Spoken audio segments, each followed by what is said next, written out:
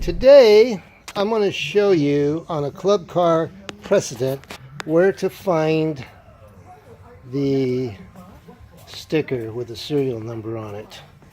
It comes in, actually there's 3 places depending on the year. Let me get over here.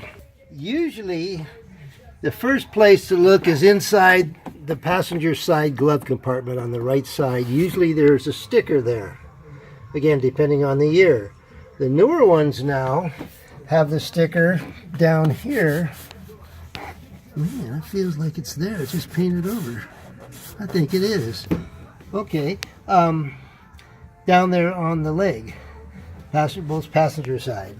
So if you find a cart that doesn't have the sticker in the glove compartment or on that passenger side, whatever you call that panel there, there's one other place, and it's underneath the floor. I'm getting ready to take this floor apart right now to show you, but I've got to take the floor mat up, which entails taking out these 4 Torx bolts.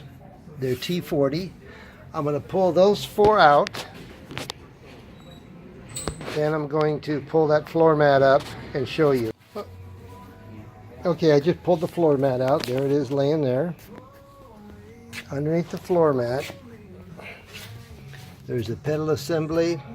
There's a trap door. This one's actually broke. Somebody's put their heel through this. But this is held in place by a Christmas tree fastener.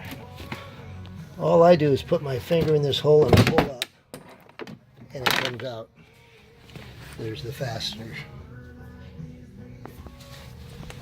But, okay, so this, what I'm trying to show you, now you're in the floor. Now,